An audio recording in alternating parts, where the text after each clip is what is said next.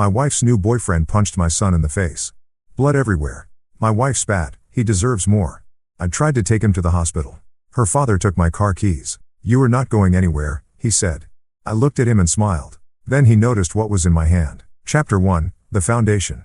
Benjamin Rodas had built his life on 3 principles: loyalty, discipline, and consequences. At 42, he stood 6 feet 3 inches with silver threading through his dark hair and scars that told stories he'd never share. His security consulting firm, Rhodes Protection Services, catered to high-profile clients who needed more than standard security. They needed a man who understood that sometimes the best defense was a devastating offense. 20 years ago, Benjamin had returned from 3 tours in Afghanistan with a purple heart, a limp that only showed when he was tired, and a clarity about human nature that most people never achieved. He'd met Veronica Finley at a charity gala for veterans. She was 25, blonde, and working as a pharmaceutical sales rep with ambitions that stretched far beyond her modest background. "You're not like other soldiers," she'd said that first night, her fingers tracing the scar along his jawline. "You're going places." She was right, though not in the way she'd imagined. Benjamin had channeled his military discipline into building a $1 million business. He bought a sprawling estate in the Virginia hills, put Rod through private school, and given Veronica everything she'd ever claimed to want. But somewhere along the way, everything had stopped being enough for her. Rod Rodas, now 16, had inherited his father's build and his mother's ambition, though it manifested differently. Where Veronica craved attention and luxury, Rod sought achievement and respect. He excelled in wrestling, maintained a 4.0 GPA, and had already received preliminary interest from West Point. Benjamin saw himself in his son's dedication, and it was one of the few things that still brought him genuine pride. The marriage had been deteriorating for 3 years. Though Benjamin had chosen to focus on his business and his son rather than address it directly, Veronica's late nights, unexplained expenses, and growing distance weren't mysteries. They were simply problems he'd decided weren't worth solving. He'd learned in the military that sometimes you had to accept casualties to win a larger war. That philosophy was about to be tested. Austin Bradshaw entered their lives like a virus, slowly then all at once. At 34, he was a personal trainer at Veronica's gym, all flash and no substance. He drove a leased BMW, wore designer clothes he couldn't afford, and specialized in telling wealthy housewives exactly what they wanted to hear. His background was a carefully constructed lie. He claimed to be a former college football player when he'd actually dropped out sophomore year. Said he was working on a fitness app when he could barely manage his own finances. But Austin understood something Benjamin had forgotten. Veronica needed to feel special, desired, and above all, young. While Benjamin built empires, Austin built fantasies. And for a woman approaching 40 with a husband who treated her like a business partner, fantasy had become more appealing than reality. The affair had started 6 months ago with accidental meetings at the coffee shop near the gym. Austin would time his arrivals perfectly, always appearing just as Veronica finished her morning workout. He'd compliment her form, suggest better techniques, and gradually position himself as someone who truly understood her. By winter, they were meeting at a downtown apartment Austin borrowed from a friend. By spring, Veronica was transferring money from joint accounts to fund Austin's increasingly grandiose plans. And by summer, they were making plans that went far beyond affair. They were planning a future that didn't include Benjamin. What neither of them realized was that Benjamin Rodas wasn't the type of man you discarded quietly. He'd spent 20 years learning how to identify threats, assess weaknesses, and neutralize enemies. The fact that his greatest threat now came from within his own home didn't make him any less dangerous. It made him more focused. Dick Finley, Veronica's father, had never liked Benjamin. At 71, Dick was a retired union foreman who believed real men worked with their hands, not their heads. He saw Benjamin's success as some kind of scam, his military service as overrated, and his authority over Veronica as something that needed to be challenged. Dick had been encouraging Veronica's affair from the beginning, seeing Austin as the kind of regular guy his daughter deserved. The stage was set for a confrontation that would reveal exactly who Benjamin Rodas really was, and what happened to people who mistook his restraint for weakness. Chapter 2. Fractures. The first sign that Benjamin's controlled world was about to explode came on a Tuesday evening in late July. Rod burst through the front door of their Virginia estate. His wrestling gear bag slung over his shoulder, his face animated with excitement about an upcoming tournament. Benjamin was in his study reviewing security protocols for a senator's upcoming campaign events when he heard Veronica's voice from the kitchen. "We need to talk about Rod's wrestling." Benjamin closed his laptop and walked toward the kitchen, already sensing tension in his wife's tone. He found Veronica leaning against the granite counter, her gym clothes, telling him she'd just returned from another workout with Austin, though her hair was too perfect and her makeup too fresh for someone who'd actually exercised. "What about it?" Benjamin asked, noting how she avoided eye contact. "It's too expensive. The tournament fees, the equipment, the travel costs, it's adding up." Rod appeared in the doorway, his excitement fading as he processed the conversation. "But Dad already paid for the tournament. Coach says, I have a real shot at state this year." Veronica's jaw tightened. Well, maybe your father should have discussed it with me first before making financial commitments. Benjamin studied his wife's face, recognizing the signs he'd learned to read in hostile territory. The forced confidence masking desperation, the manufactured grievances designed to justify decisions already made. She wasn't concerned about money. She was creating distance, manufacturing conflicts that would make her eventual departure seem justified. The tournament fee was $400, Benjamin said quietly. You spent $600 at the spa last week. That's different. Ow. Veronica's face flushed. I don't have to justify every expense to you, Benjamin. We're supposed to be partners. The irony wasn't lost on him. Partners? While she was planning her exit strategy with Austin Bradshaw, she was lecturing him about partnership. Benjamin's military training had taught him to compartmentalize emotions, to observe and assess before acting. So, he observed the new jewelry. She thought he hadn't noticed. The way she'd started staying out later. The defensive anger that flared whenever he asked simple questions. You're right, he said. Finally, we are partners. Rod, go ahead with the tournament. Your mother and I can discuss finances later. Rod's relief was visible, but he still looked between his parents with the uncomfortable awareness that something larger was happening.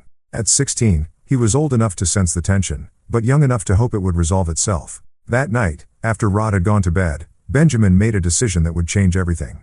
He activated surveillance protocols he'd hoped never to use. The same digital monitoring systems he installed for clients who suspected corporate espionage or domestic threats. Within hours, he had confirmation of what he'd already known. Veronica's phone contained 6 months of communications with Austin Bradshaw, including photos, financial transactions, and plans for a future that didn't include Benjamin or Rod. But Benjamin didn't confront her. Instead, he began documenting everything with a methodical precision that had made him successful in both the military and business. Every lie, every transaction, every broken promise was cataloged and stored. He was building a case, though for what trial he hadn't yet decided. The breaking point came 3 weeks later. Benjamin had been in Washington for 2 days consulting with a cabinet member about security for an international summit. He'd returned home a day early, planning to surprise Rod with tickets to a Nationals game. The house was supposed to be empty. Veronica had told him she was visiting her sister in North Carolina and Rod was at wrestling camp.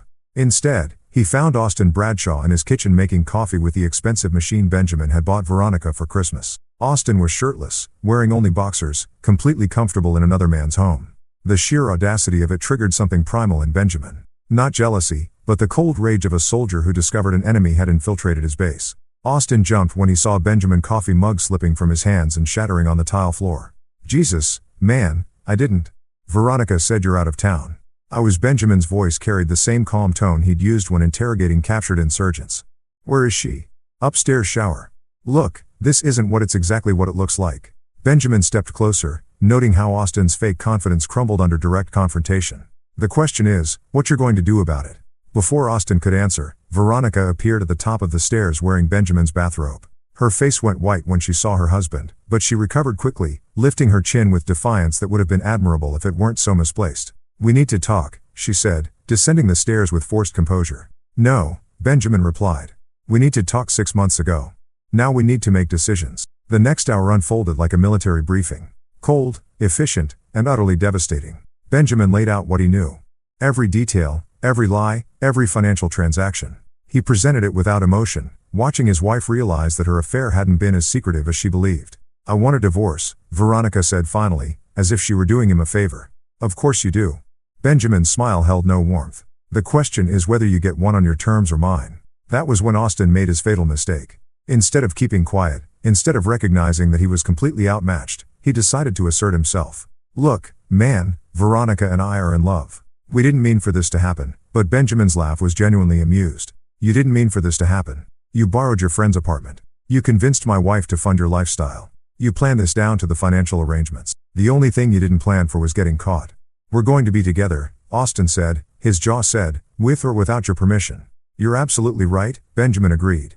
You're going to be together. The question is whether you'll be together with my son's college fund, my wife's inheritance, and half of everything I've built, or whether you'll be together with nothing but each other, and whatever consequences I decide you've earned. The threat hung in the air like smoke from explosion. Veronica grabbed Austin's arm, finally understanding that her husband wasn't going to make this easy. But Austin, drunk on testosterone and the fantasy that he could compete with a man like Benjamin Rodas, made a choice that would haunt him. Are you threatening us? Benjamin's smile grew wider.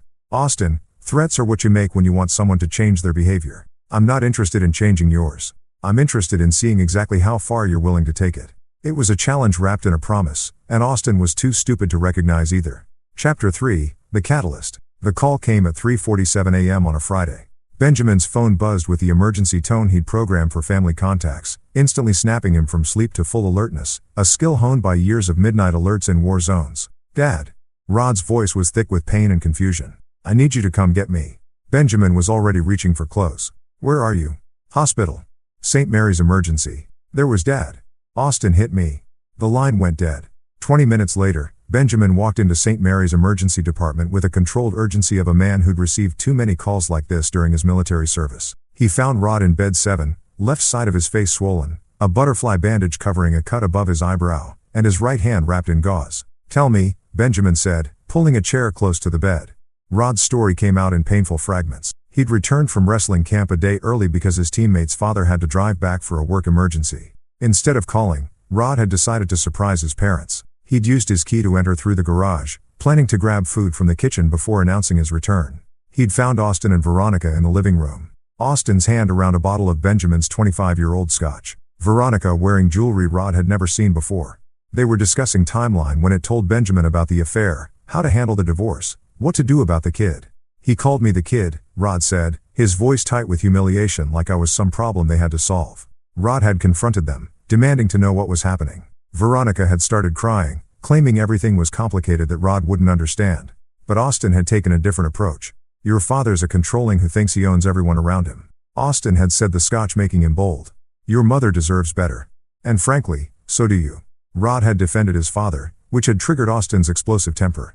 The personal trainer who specialized in intimidating women and weaker men found himself faced with a 16-year-old who'd inherited Benjamin's backbone and 3 years of wrestling training. "He grabbed my shirt," Rod continued, started yelling about respect and how I was just a spoiled kid who didn't know anything about the real world. "I told him to get his hand."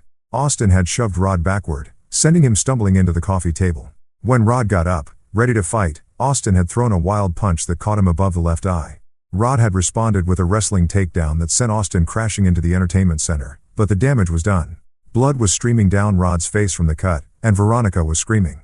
"Mom helped him up first," Rod said, the betrayal clear in his voice. "He was fine, maybe a bruise, but she went to him first. Then she looked at me bleeding and said," Rod paused, swallowing hard, "she said, I deserved it for disrespecting Austin." Benjamin felt something cold and familiar settle in his chest. The same feeling he'd experienced in Afghanistan when his unit had been betrayed by local allies they trusted. It was the moment when you realized that mercy was a luxury you could no longer afford. "Who brought you here?" "I drove myself. I know I'm not supposed to, but you did the right thing." Benjamin reached out and gently touched his son's uninjured cheek. "Did you call the police?" Rod shook his head. "I thought about it, but she's still my mom." Benjamin understood. Rod was protecting the family unit even as it was being destroyed, showing more loyalty than the adults in his life. It was exactly what Benjamin would have done at that age, and exactly why Rod was going to get hurt if Benjamin didn't act. A knock on the door interrupted them.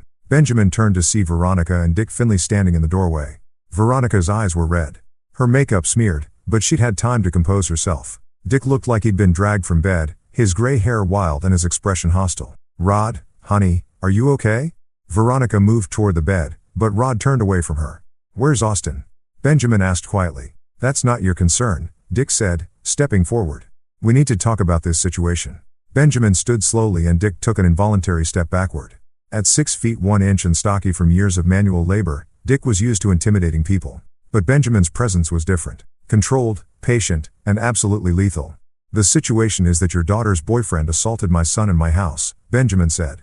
"What did you want to discuss?" Rod provoked him. Veronica said quickly. "He came home and started making accusations, calling Austin names. He defended his father when Austin insulted me." Benjamin cut her off. "And you think he deserved to be punched for that?"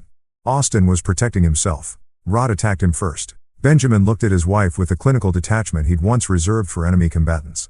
"Rod weighs 170. Austin weighs 220 and makes his living teaching people how to fight. You're telling me a grown man was protecting himself from a 16-year-old boy by punching him in the face?" "It was an accident," Dick said. "These things happen when tempers flare." "You're right." Benjamin agreed. "They do happen. And now we all get to live with the consequences." Something in Benjamin's tone made Veronica nervous. "What do you mean?" Benjamin looked down at Rod, then back at his wife. "I mean that you and Austin just crossed a line you can't uncross. Rod is my son and anyone who hurts him hurts me and I don't forgive people who hurt me." "Are you threatening my daughter?" Dick stepped closer, His chest puffed out. Benjamin smiled. Dick, if I were threatening your daughter, you'd know it. This is me explaining reality. Your daughter chose Austin Bradshaw over her own son. She watched a grown man assault the child and decided the child was at fault. That choice has consequences. You can't. Veronica started. I can't. What? Benjamin's voice remained perfectly calm. I can't protect my son. I can't respond when someone assaults him in my own home. I can't hold people accountable for their actions. The hospital room fell silent except for the hum of fluorescent lights and distant conversations from the hallway. Finally, a doctor appeared to discharge Rod, providing instructions for caring for his injuries and follow-up appointments. As they prepare to leave, Dick made one final mistake. You take Rod home and cool off, he said, pointing a thick finger at Benjamin. Veronica's coming with me. We'll sort this out like adults tomorrow. Benjamin looked at Dick for a long moment, then at Veronica, who was avoiding eye contact with both her husband and her son. You're right, Benjamin said finally. We will sort this out. All of it. As they walked toward the parking garage, Rod limping slightly from a bruised hip, Benjamin made a decision that would change all their lives forever. The time for measured responses and civilized solutions was over. Austin Bradshaw and everyone who supported him were about to learn what happened when you declared war on Benjamin Rodas. His phone buzzed with a text from an unknown number. This isn't over. You can't control everyone forever. Benjamin showed the message to Rod, who read it with growing anger. What are you going to do, Dad? Benjamin deleted the message and put his arm around his son's shoulders. I'm going to teach some people about consequences, and I'm going to make sure you never have to worry about Austin Bradshaw again. What about, Mom? Benjamin paused at the car, looking back at the hospital where his marriage had officially ended. Your mother made her choice, son. Now she gets to live with it. Chapter 4. The Reckoning. Benjamin spent the next 3 days in his study, emerging only to check on Rod and to maintain the appearance of normal routine. But behind a closed door, he was conducting war planning with the same methodical precision that had made him legendary in military circles. The surveillance equipment he'd installed throughout the house had captured everything. Austin's assault on Rod, Veronica's immediate defense of her lover and the callous way they discussed handling the situation afterward. But Benjamin wasn't interested in legal justice. The courts would give Austin a slap on the wrist for simple assault, and Veronica would walk away with half of everything he'd built. No, this required a different kind of justice. Blake Cheney knocked on the study door Friday evening. Benjamin's former sergeant had joined Roads Protection Services after his own military discharge, bringing skills that weren't advertised on the company website. Blake was the man Benjamin called when clients needed problems solved quietly and permanently. You asked me to dig into Austin Bradshaw, Blake said, settling into the chair across from Benjamin's desk. This guy's a walking disaster. Blake laid out a comprehensive file. Austin's real name was actually Angel Gray, changed after a series of bad debts and legal troubles in Texas. He'd been married twice, both times to women with money. Both times leaving them financially devastated. His personal training certification was expired. His apartment was 3 months behind on rent, and he owed money to some very unpleasant people in Baltimore.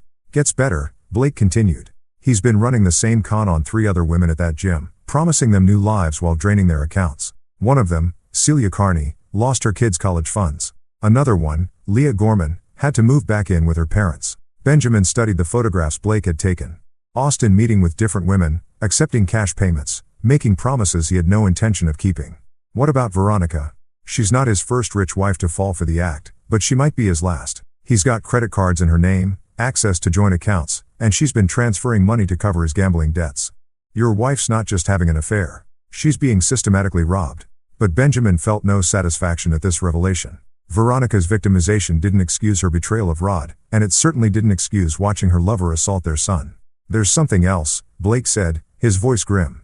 Angel's got a history of violence against kids. Nothing that stuck in court, but 3 different complaints from ex-wives about him hitting their children. Your boy wasn't the first. Benjamin closed the file, his decision crystallizing. I want you to arrange a meeting with who? Everyone. Austin, Veronica, Dick, tomorrow night. The warehouse on Industrial Road. Blake, raise an eyebrow. The one with the soundproofing. That's the one, boss. Whatever you're planning, I'm not planning anything, Benjamin said quietly. I'm going to give them exactly what they want. A chance to be together forever. Saturday night arrived with unseasonable cold for July. Storm clouds gathering over the Virginia hills like an omen. Benjamin had sent carefully crafted messages to each of his targets, using different approaches to ensure their attendance. To Austin, I have a business proposition that could solve all your money problems. Come alone. To Veronica, Rod wants to talk to you. He's ready to apologize. To Dick, your daughter needs your help with something important. The warehouse was one of several properties Benjamin owned through shell companies, officially used for storing client equipment, but equipped with features most storage facilities didn't require.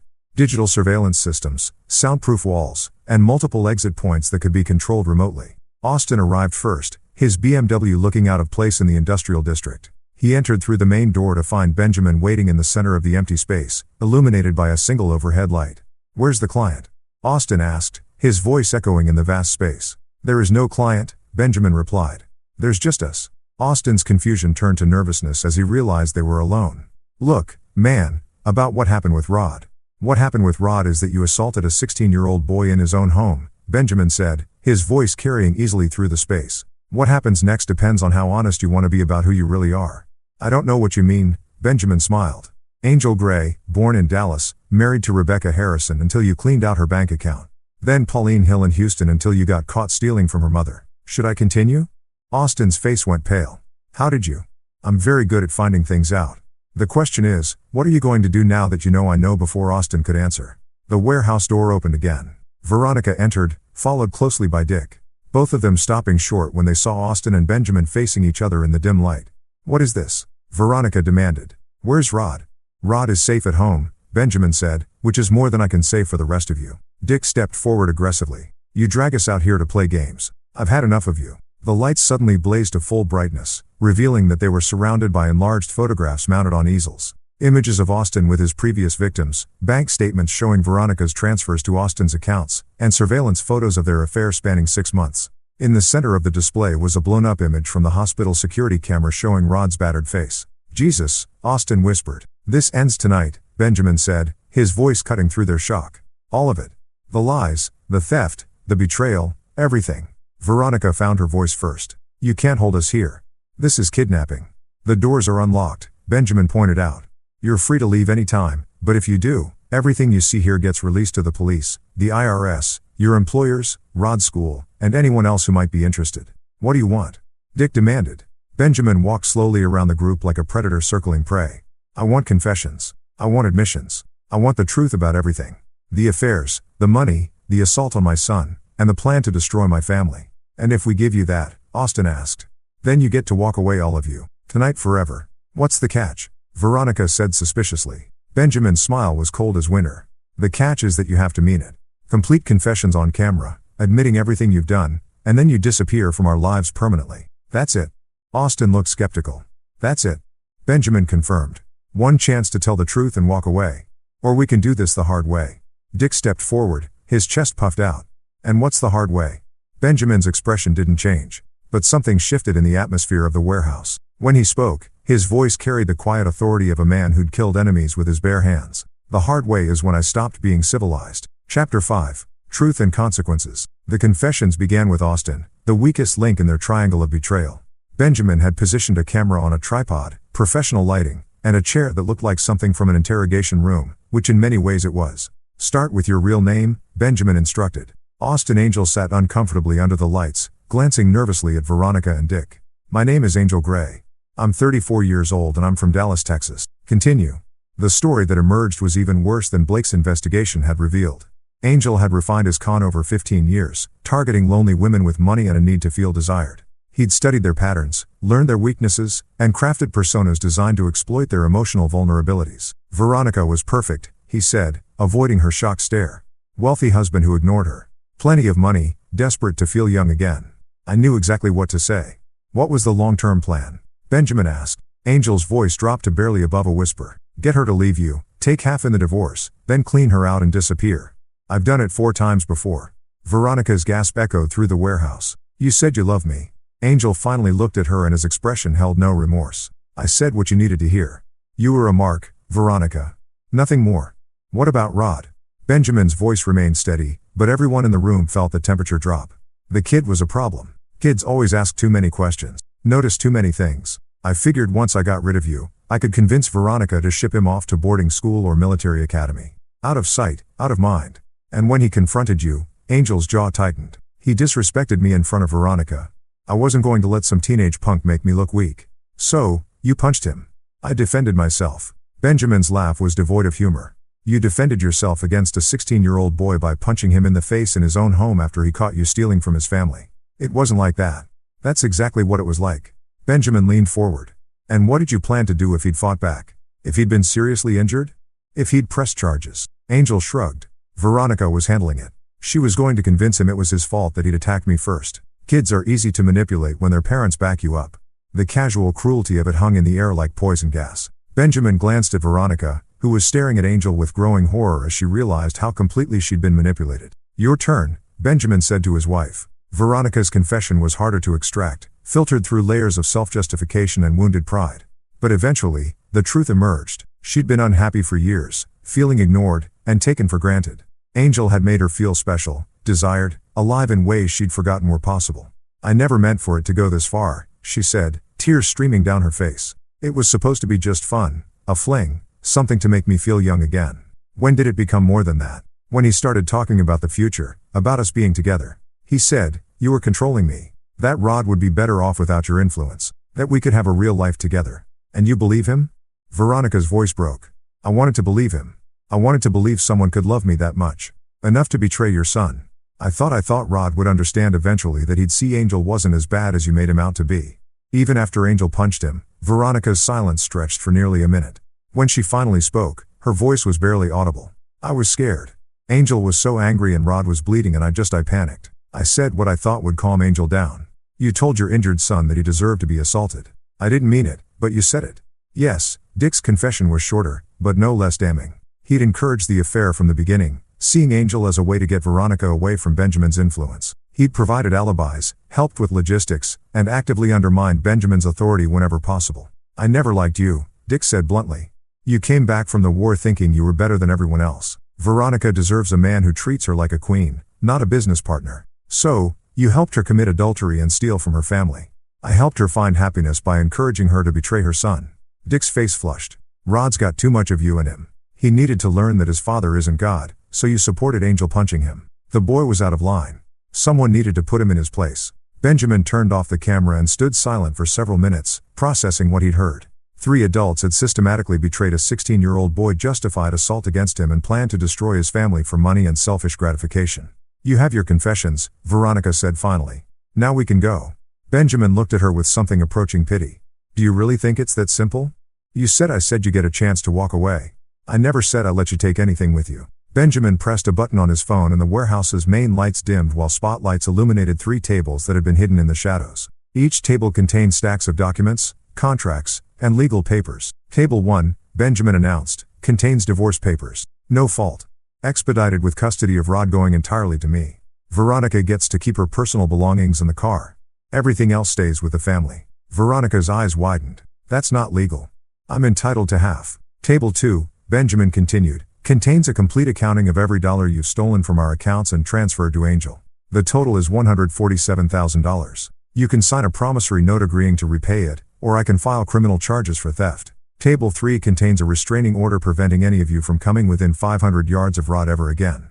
It also contains an agreement that you'll relocate at least 3 states away and never contact us again. Angel stood up shakily, and if we don't sign, Benjamin's smile was absolutely terrifying. Then we see how the justice system handles a con man who assaults children, a woman who aids and abets theft and domestic violence, and an old man who conspires to commit fraud. You can't prove any of that in court, Dick blustered. Benjamin gestured to the camera. I just did. The signing process took 2 hours. Angel's hands shook so badly he could barely hold the pen. Veronica cried through the entire process. Dick cursed steadily under his breath, but eventually signed everything. When it was over, Benjamin opened the warehouse doors and pointed toward the exit. You have 24 hours to leave Virginia, he said calmly. After that, the restraining orders take effect and I start looking for you. As I reached the door, Angel turned back. This isn't over, Rhodes. You think you're some kind of tough guy, but Benjamin's movement was so fast that Angel didn't even see it coming. One moment he was talking, the next he was on the ground with Benjamin's knee on his chest and a combat knife pressed against his throat. Angel, Benjamin said conversationally. You assaulted my son. You stole from my family. You manipulated my wife into betraying everything that mattered. Do you really want to threaten me right now? Angel's eyes were wide with terror. No, man. I'm sorry. I didn't mean. Good. Benjamin stood up, returning the knife to its concealed sheath. Because if I ever see you again, if you ever contact my family again, if you even think about coming back to Virginia, I will finish what Rod started when he put you on the ground. Benjamin looked at Veronica one last time. You chose this. Remember that. As their car pulled away, Benjamin stood alone in the warehouse, feeling a weight he'd carried for months finally lift from his shoulders. His marriage was over. His trust had been shattered. And his son had learned ugly truths about human nature. But they were free. And Angel Gray, Veronica Rodas, and Dick Finley were about to discover that freedom came with a price they'd never expected to pay. Chapter 6. The hunt begins. Benjamin returned home to find Rod waiting in the kitchen. His injuries healing, but his eyes carrying a weariness that broke his father's heart. At 16, Rod had been forced to confront the reality that the people who were supposed to protect him had been planning to abandon him. How did it go? Rod asked quietly. Benjamin sat across from his son at the kitchen table where they'd shared thousands of meals as a family. It's over. They're gone. All of them. All of them. Your mother signed divorce papers. Austin's real name is Angel Gray, and he's a professional con artist. Your grandfather helped plan the whole thing. Benjamin laid out the truth without sugarcoating it, treating Rod like the young man he was becoming rather than the child everyone else seemed to see. Rod absorbed this information with the stoicism he'd inherited from his father. What happens now? Now we move forward. You focus on school, wrestling, and getting into West Point. I focus on rebuilding what they tried to destroy. Do you think they'll really stay away? Benjamin's smile was predatory. They'll try to stay away. Whether they succeed depends on how smart they are. The answer to that question came sooner than expected. 3 days after the warehouse confrontation, Blake Cheney knocked on Benjamin's office door with an expression that promised bad news. They're not gone, Blake reported. Veronica is staying at a hotel downtown. Angel's holed up in a motel near the airport, and Dick's been making phone calls. Benjamin looked up from the military surplus catalog he'd been reviewing. What kind of phone calls? The kind where he's trying to find a lawyer who will take the case on contingency. Apparently, he thinks you coerced them into signing those papers under duress. Were they under duress? Blake grinned. Technically, no. You never threatened violence, never held them against their will, never did anything that couldn't be explained as aggressive negotiation. But Dick's telling anyone who will listen that you kidnapped them and forced them to sign at gunpoint. Benjamin closed the catalog and gave Blake his full attention. What else? Angel's been reaching out to his old contacts, trying to put together money for a comeback. He's telling people you ruined his life over a misunderstanding that he and Veronica are the real victims here. And Veronica, she's been calling Rod's school trying to set up meetings with counselors, claims she's concerned about his emotional state after witnessing domestic violence in the home. Benjamin felt a familiar cold settle in his chest. They weren't just refusing to leave. They were actively trying to undermine the new stability he'd built for Rod. There's more, Blake continued. Someone's been asking questions about your business, specifically about some of the more specialized services we provide for certain clients. Benjamin understood immediately. Some of his government contracts involved activities that couldn't withstand public scrutiny. If someone started digging into the right files, asking the right questions, it could destroy everything he'd built. Who's asking? Private investigator named Mario Hewitt worked for a law firm downtown. Same firm Dick's been trying to hire. Benjamin sat back in his chair processing this escalation. They decided to declare war, using his son as a weapon and his livelihood as a target. The civilized solution he'd offered at the warehouse hadn't been enough for them. They wanted to fight. Boss. Blake's voice carried a warning. What are you thinking? I'm thinking they've made a serious mistake, Benjamin said quietly. They had their chance to walk away. They chose to stay and fight instead. What do you want me to do? Benjamin opened his desk drawer and pulled out a file he'd hoped never to use. It contained contingency plans for the kind of situations where legal remedies weren't sufficient, scenarios where enemies needed to be neutralized permanently. I want you to activate Protocol 7. Blake's eyes widened. Protocol 7 was something they developed for clients who faced existential threats from enemies with resources and determination. It wasn't about legal justice or proportional response. It was about total elimination of the threat. All of them. All of them. Angel, Veronica, Dick, and anyone else who wants to make this a fight. Boss, if we do this, there's no going back. These aren't foreign enemies or corporate spies. This is family. Benjamin looked at the photo on his desk. Rod in his wrestling uniform, holding a trophy from state championship. His son's future hung in the balance, threatened by people who'd already proven they'd sacrifice a child's welfare for their own selfish goals. Blake, the moment Angel punched my son, they stopped being family.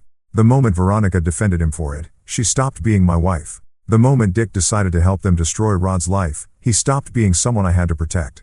What about the legal consequences? If this goes wrong, it won't go wrong, Benjamin said with absolute certainty. Because we're not going to make the same mistake they did. We're not going to underestimate our opponents or assume they'll act rationally. We're going to end this threat completely. Blake nodded slowly. What's the timeline? They want to play games with investigators and lawyers. Let them. While they're focused on gathering evidence for court cases that will never happen, we'll be solving the problem permanently. Benjamin stood and walked to the window, looking out at the Virginia hills where he'd planned to raise his son in peace and security. Put together a team. I want complete surveillance on all 3 targets. I want to know everyone they talk to, everywhere they go, everything they plan.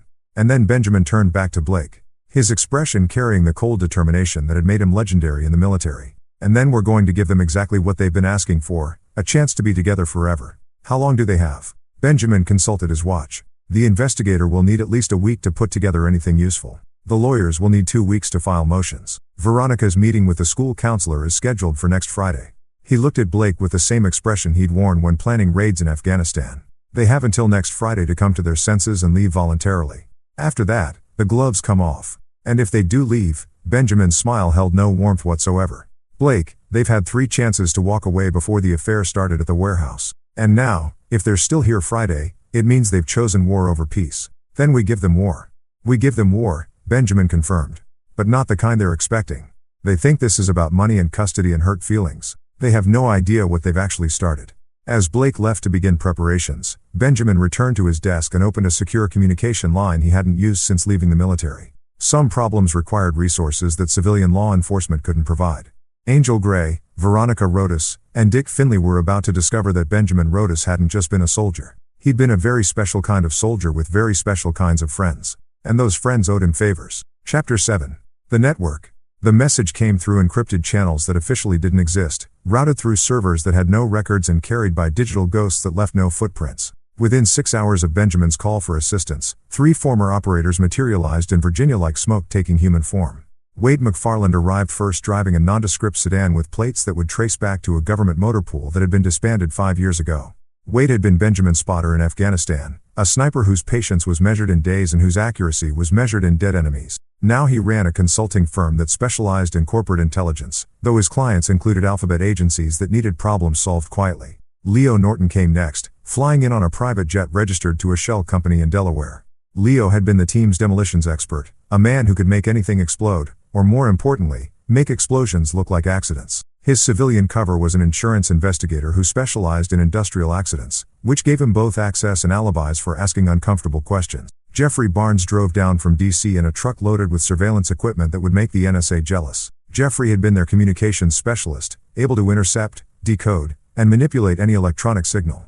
His day job involved cybersecurity for a defense contractor, but his real expertise was in digital warfare. They met at Benjamin's warehouse after midnight, the same space where he'd extracted confessions from his targets. But now the warehouse was configured differently. Tables covered with laptops, monitors displaying real-time surveillance feeds and equipment that could track, monitor, or eliminate anyone within a 50-mile radius. "Talk to me," Wade said without preamble. He was a man who measured words like ammunition, never wasting either. Benjamin laid out the situation, the affair, the theft, the assault on Rod, and the ongoing attempts to destroy his family and business. He showed them the confessions, the financial records, and the evidence of continued harassment. 3 targets, Leo summarized, amateur hour. "Don't underestimate them," Benjamin warned. "They're desperate, which makes them dangerous, and they've got nothing left to lose." Jeffrey looked up from his laptop.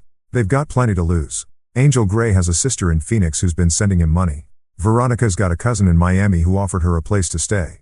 Dick's got a pension and social security he can't afford to lose." "You've been busy," Blake observed. "I've been thorough," Jeffrey corrected. "These people aren't just isolated individuals. They're connected to a network of family and friends who could become problems if we're not careful." WDE studied the surveillance photos Blake had taken. "What's the objective? Neutralization, relocation, or elimination?" Benjamin considered the question carefully. In Afghanistan, the answer would have been simple. Eliminate the threat and move on. But this was different. These were American civilians, and Rod would have to live with whatever Benjamin did for the rest of his life. Ideally, they disappear voluntarily and permanently. They realize they can't win and decide to start new lives somewhere far away. And if they don't realize that, then we help them realize it. Leo grinned. "I like helping people realize things." Jeffrey pulled up a new screen showing financial records. "Angel's broke, but he's been trying to get loans using Veronica's name as collateral. Dick's been telling people he's got evidence of criminal activity that he can sell to the highest bidder. Veronica has been reaching out to divorce lawyers in 3 different states, shopping for someone who will promise her a bigger settlement. They're not giving up," Wade observed. "They're escalating," Benjamin nodded. "Which means we escalate in return. But carefully, Rod's already been through enough trauma. Whatever we do, it can't splash back on him." "Understood," Leo said. Clean, quiet, and with plausible deniability. They worked through the night developing what Jeffrey dubbed Operation Clean Slate, a multi-phase plan designed to eliminate the threat while providing Benjamin with unshakable alibis and Rod with complete protection. Phase 1 involved psychological pressure. Jeffrey would use his cybersecurity skills to make life increasingly difficult for all 3 targets. Credit reports that mysteriously developed errors. Hotel reservations that vanished without explanation. Phone numbers that stopped working at crucial moments. Nothing illegal, nothing traceable, just a steady erosion of their ability to function normally. Phase 2 involved social pressure. Wade would leverage his network of contacts to ensure that no lawyer would take their case, no investigator would accept their money, and no authority figure would take their accusation seriously. Again, nothing provable, just a gradual realization that the system wasn't going to help them. Phase 3 was where things got serious. If the first 2 phases didn't convince them to leave voluntarily, Leo would begin creating accidents that would make staying in Virginia increasingly hazardous to their health. Car troubles, gas leaks, electrical problems, the kind of mishaps that happen to people who ignored clear warnings. And if none of that works, Blake asked. Benjamin's expression hardened. Then we moved to phase 4, which is, whatever it takes to protect my son.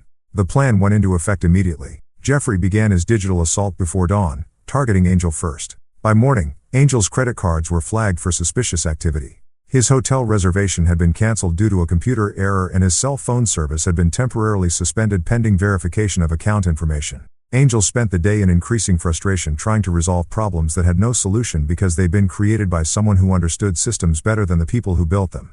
By evening, he was stranded at a different hotel, paying cash for a room that cost twice as much as his cancel reservation. WDE's part of the operation was more subtle, but equally effective. The lawyer Dick had been trying to hire suddenly decided his firm was too busy to take new cases. The private investigator who'd been asking questions about Benjamin's business discovered that his license was under review for irregularities in previous cases. The school counselor, Veronica, was informed by her supervisor that meeting with non-custodial parents required additional authorization. By Friday afternoon, all 3 targets were experiencing the kind of systematic bad luck that paranoid people blamed on conspiracy, and rational people attributed to coincidence. But Benjamin knew they weren't rational people. There were desperate people who had already shown they'd blame others for problems they created themselves. The breaking point came Friday evening. Rod was at wrestling practice, safely surrounded by teammates and coaches who'd been quietly informed to watch for any unusual activity. Benjamin was in his office monitoring surveillance feeds when Blake burst through the door. "We've got a problem," Blake announced. "Angel just showed up at the school." Benjamin's blood went cold. "Rod's at practice." "I know, but Angel doesn't. He's in the parking lot waiting for dismissal time. He's got something in his hand." Benjamin was already reaching for his keys. "What kind of something?" "Can't tell from the camera angle. Could be a phone. Could be a weapon." Benjamin's training kicked in. Overlaying calm calculation over murderous rage. "Alert Wade and Leo. Have them converge on the school. Jeffrey, I want every electronic device within a mile of that parking lot monitored." "What about the police?" "No police. Angel hasn't actually done anything yet. And if we involve law enforcement, it becomes a public incident. Rod doesn't need that kind of attention." Benjamin drove toward the school with controlled urgency. His mind cycling through possibilities and responses. Angel was either there to confront Rod directly, to gather intelligence for some larger plan, or to create a scene that would support Veronica's claims about Benjamin's domestic violence. None of those options were acceptable. His phone buzzed with an update from Wade. "Target is on foot, moving toward the gym entrance, still carrying unknown object." Benjamin's hands tightened on the steering wheel. Angel Gray had just crossed the line from nuisance to active threat. And Benjamin Rodas had spent 15 years learning how to neutralize active threats. Phase 4 was about to begin. Chapter 8, The Predator. Benjamin arrived at the school to find Angel standing near the gymnasium entrance, his posture tense and agitated. From a distance, he looked like any other parent waiting for pickup. But Benjamin's trained eye caught the subtle signs. The way Angel kept checking his phone, the nervous energy in his movements, and most importantly, the fact that he was positioning himself to intercept students as they left practice. WDE's voice crackled through Benjamin's earpiece. "Target has been here for 20 minutes. He's been asking other parents about Rod's schedule." "Where are you positioned?" "Northwest corner of the parking lot. Leo's at the south entrance. Jeffrey's in a van monitoring all communications in the area." Benjamin parked and activated his own comms unit. "Jeffrey, what's Angel been doing on his phone?" "Multiple calls to Veronica and Dick. Last conversation was heated. For what I could intercept, they're pressuring him to get something concrete on you and Rod. Something they can use in court." Benjamin understood immediately. Angel was here to provoke an incident, to get Rod angry enough to do something that could be filmed and used as evidence of the violent household Veronica was claiming existed. It was a desperate plan, but desperate people made dangerous enemies. "Wade, can you get a clear shot if needed?" "Affirmative, but there are too many civilians around for anything dramatic." Benjamin checked his watch. Practice would end in 10 minutes and Rod would emerge from the gym with his teammates. If Angel was planning to confront him, it would happen then, probably in front of witnesses who could testify about whatever incident Angel was trying to create. "New plan," Benjamin said into his comm. "Leo, I need you to create a distraction. Something that draws attention away from the gym entrance. What kind of distraction? Use your imagination. Just make sure it's not permanent. Benjamin got out of his car and began walking toward the school, taking a route that would bring him to Angel's position from behind. He moved with the patient stalking pace he perfected in Afghanistan, using parked cars and landscaping to mask his approach. Angel was too focused on the gym entrance to notice the predator closing in behind him. 2 minutes before practice was scheduled to end, Leo's distraction materialized in the form of a small electrical fire in the school's main parking lot. Sparks began shooting from transformer box and a sharp smell of burning electronics filled the air.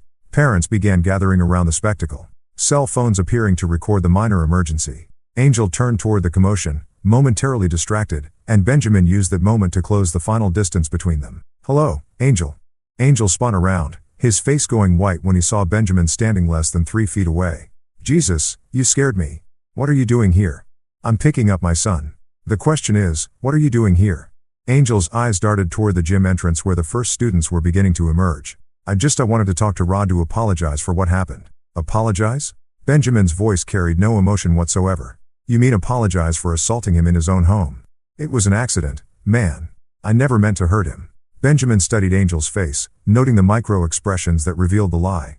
In interrogation training, he learned to read the subtle signs that separated truth from deception, and Angel Gray was broadcasting dishonesty like a neon sign. "Show me your hands," Benjamin said quietly. "What? Your hands? Show them to me."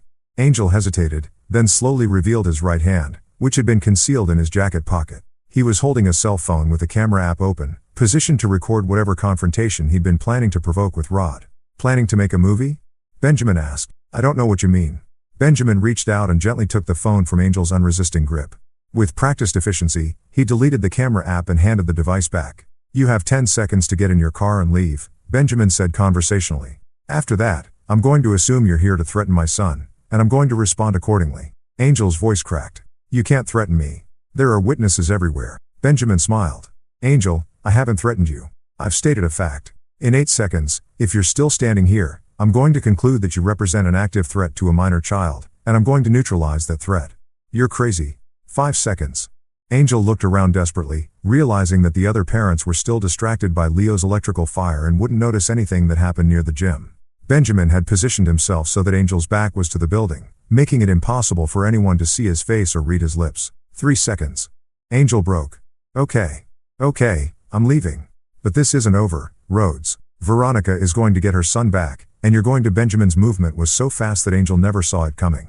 One moment he was talking, the next he was pressed against the gymnasium wall with Benjamin's forearm across his throat and a combat knife positioned just below his left ear. "Angel," Benjamin whispered. "Let me explain something very clearly. My son is not Veronica's to get back. He's mine to protect, and if you ever come near him again, if you ever threaten him again, if you even think about him again, I will hunt you down and kill you slowly." The blade pressed just hard enough to draw a thin line of blood. "Do you understand me?" Angel's voice was barely a whisper. "Yes, good." Benjamin stepped back, allowing Angel to slump against the wall. "Now run." Angel didn't need to be told twice. He stumbled toward the parking lot, his legs unsteady and his breath coming in ragged gasps. Benjamin watched him go, noting how he kept looking over his shoulder as if expecting pursuit. "Boss." WDE's voice crackled through the earpiece. "Target is mobile. Heading for the main road. Wanted to follow." "Negative. Let him go, but Mark's direction." Rod emerged from the gym a few minutes later, his wrestling bag slung over his shoulder and his face still flushed from practice. He spotted his father immediately and jogged over. "Hey, Dad. What are you doing here?" "I thought I was getting a ride with Tommy." "Change of plans," Benjamin said, putting his arm around his son's shoulders. "How was practice?" "Good. Coach says, I'm ready for the tournament next week." Rod paused, studying his father's face. "Is everything okay? You look intense." Benjamin guided Rod toward the car, scanning the parking lot for any sign of remaining threats. "Everything's fine. Just wanted to make sure you got home safely." As they drove away from the school, Benjamin's phone buzzed with updates from his team. Angel had driven straight to Veronica's hotel, where he'd spent 20 minutes in her room before storming out and driving to Dick's apartment. Surveillance indicated heated arguments at both locations with gestures suggesting blame and recrimination. "They're falling apart," Jeffrey reported. Angel's telling them the plan failed. Veronica's blaming him for being careless, and Dick's threatening to go to the police with what he knows about your business. Benjamin considered this development as he pulled into his driveway. The psychological pressure was working. They were turning on each other, making mistakes, and becoming increasingly desperate. But desperation made them more dangerous, not less. "Dad." Rod's voice cut through his thoughts. Can I ask you something? Always. Are we safe? I mean, is this really over? Or are they going to keep coming after us? Benjamin looked at his son, 16 years old, athletic and intelligent, but still young enough to need protection from the worst aspects of human nature. Rod deserved a father who would shield him from these realities, not drag him deeper into them. It's going to be over soon, Benjamin promised. Very soon that night after Rod had gone to bed, Benjamin sat in his study reviewing surveillance reports and planning the final phase of Operation Clean Slate. Angel's appearance at the school had been the last provocation he was willing to tolerate. Phase 4 would begin at dawn, and by sunset, Angel Gray, Veronica Rodas, and Dick Finley would discover what happened to people who threatened Benjamin Rodas' family. Chapter 9, Final Judgment. The end began at 3:17 a.m. with a phone call that would change everything. Benjamin's secure phone buzzed with Jeffrey's voice, tight with urgency. "Boss, we've got a major escalation. They're not just talking about going to the police. They're planning to take Rod." Benjamin was instantly awake, his mind snapping to full alertness. "Explain." "I've been monitoring their communications all night. They're planning a snatch-grab operation for tomorrow morning. Angel's convinced Veronica that you're going to disappear them if they don't act first. Dick's been in contact with someone he claims has special skills for this kind of work."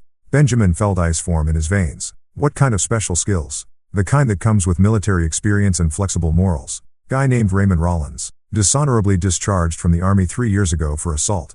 He's been doing freelance work for people who need problems solved outside the law. The situation had just transformed from a family dispute into active warfare. They weren't just trying to hurt Benjamin anymore. They were planning to kidnap his son. "Where's Rod now?" "Safe in his room. I got passive surveillance on the house perimeter and Wade's positioned in the woods with Overwatch. No movement detected." Benjamin was already dressing. His movements economical and purposeful. Time frame. They're planning to hit the house at 0800 when Rod leaves for his morning run. Rollins has been casing the neighborhood for 2 days, learning the routine. Then we end this tonight. All of it. Benjamin activated emergency protocols he'd hoped never to use. Within 20 minutes, Wade, Leo, and Jeffrey had converged on a warehouse that would serve as their operations center for the final time. Blake arrived with equipment that wasn't found in any civilian catalog. Military-era weapons, surveillance gear, and tools designed for neutralizing threats permanently. "Objective?" Wade asked, checking the action on a rifle that officially didn't exist. "Complete elimination of the threat," Benjamin replied. "Angel, Veronica, Dick, and this new player, Rollins. All of them tonight before they can move against Rod." Rules of engagement. Benjamin looked at each of his team members, men who'd followed him through hell in Afghanistan and would follow him into hell again if necessary. No witnesses, no survivors, no evidence. Clean sweep. Leo smiled grimly. About time. The operation began with Rollins, the most dangerous member of their group. Jeffrey's electronic surveillance had located him in a motel room 6 miles from Benjamin's house, studying floor plans and timing charts with military precision.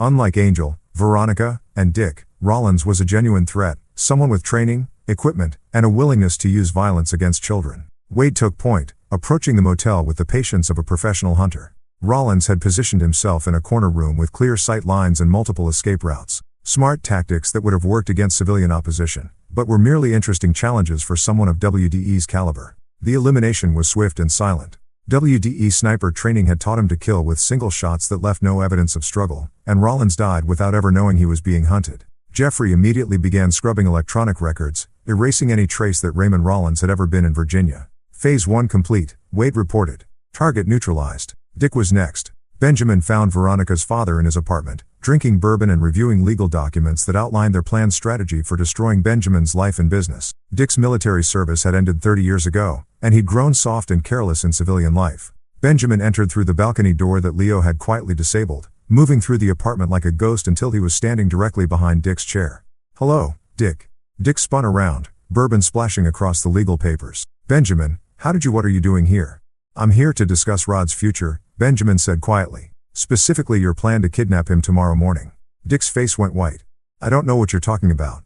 Benjamin gestured to the documents scattered across the table. "These papers suggest otherwise. Financial arrangements for Rollins, custody transfer documents, escape routes through Mexico. Very thorough planning. You can't prove any of this." "I don't need to prove it," Benjamin replied. "I just need to stop it." Dick tried to stand, reaching for a hunting rifle mounted on the wall, but Benjamin's combat reflexes were faster than an old man's desperation. The confrontation lasted less than 30 seconds, ending with Dick slumped in his chair, eyes staring at nothing. Benjamin spent 10 minutes staging the scene to look like a heart attack brought on by alcohol and stress. By the time he left, Dick Finley had become another sad statistic. An elderly man who died alone, overwhelmed by personal problems he couldn't solve. Phase 2 complete, Benjamin reported. Proceeding to final targets, Angel and Veronica were together in her hotel room, planning the details of Rod's kidnapping with the desperate energy of people who knew they were running out of options. They'd chosen a downtown hotel specifically because they thought the public location would provide security, never realizing that Benjamin had stopped playing by civilian rules. Leo had prepared for this eventuality with characteristic thoroughness. The hotel's electrical system experienced a catastrophic failure at exactly 2 a.m., plunging the building into darkness and triggering fire alarms that sent guests streaming into the parking lot. In the chaos of evacuation, no one noticed the maintenance worker who entered through a service entrance and made his way to the 8th floor. Benjamin found them huddled in their room, arguing about whether to proceed with the kidnapping plan now that Rollins wasn't answering his phone. Angel was pacing frantically while Veronica sat on the bed with her head in her hands. Having second thoughts, Benjamin asked, stepping into the room. They both spun toward his voice, their faces showing the terror of prey animals who'd suddenly realized they were being hunted. Benjamin, Veronica whispered, "How did you? We're in a public hotel. There are people everywhere. The people are evacuating because of a fire alarm," Benjamin explained patiently. "And the security cameras are offline because of an electrical problem. We're quite alone." Angel backed toward the window. "Look, man, we can work this out. We were just talking, making plans for the future. You were planning to kidnap my son. That's not we wouldn't." Benjamin's expression stopped Angel's denials cold. "Angel, I've heard your phone conversations. I've read your documents. I know about Rollins, about the custody papers, about every detail of your plan. The only question now is how this ends." Veronica found her voice. "You can't just murder us. People will ask questions. There will be investigations." "What people?"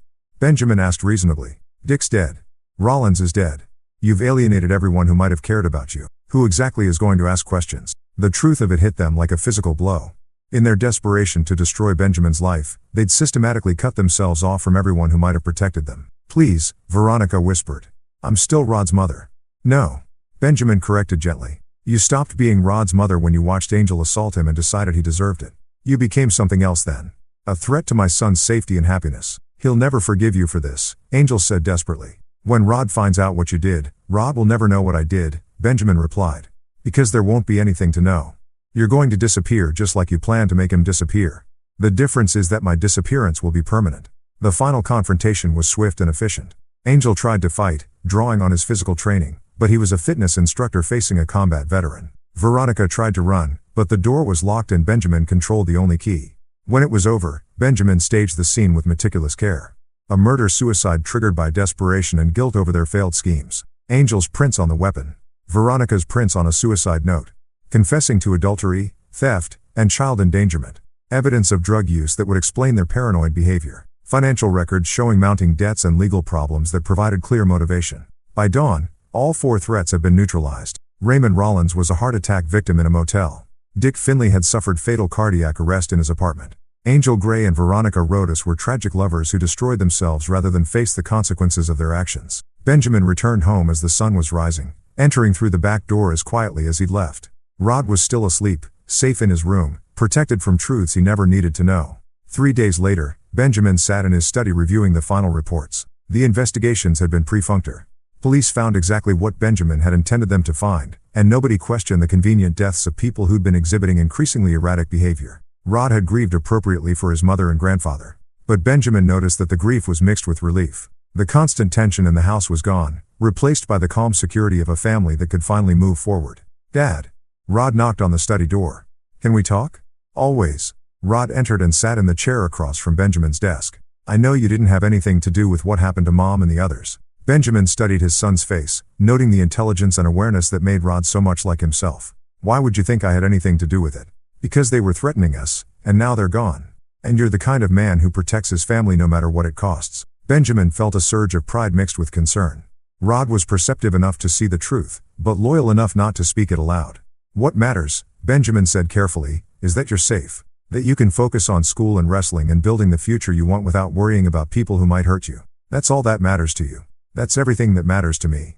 Rod nodded slowly. "Good, because I never want to see people like that again. People who would hurt family for money or revenge or just because they can." "You won't," Benjamin promised. "I'll make sure of it." 6 months later, Rod won the state wrestling championship and received a full appointment to West Point. Benjamin watched from the stands, seeing the young man his son was becoming. Strong, honorable, and absolutely loyal to the people who earned his trust. That night, as they celebrated Rod's victories, Benjamin allowed himself a moment of satisfaction. He'd faced the greatest threat his family had ever encountered and eliminated it completely. His son was safe, his future was secure, and no one would ever again be allowed to threaten what Benjamin Rodas had built.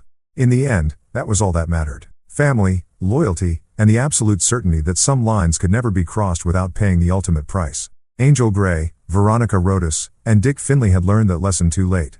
Rod Rodas would never need to learn at all. This is where our story comes to an end. Share your thoughts in the comments section.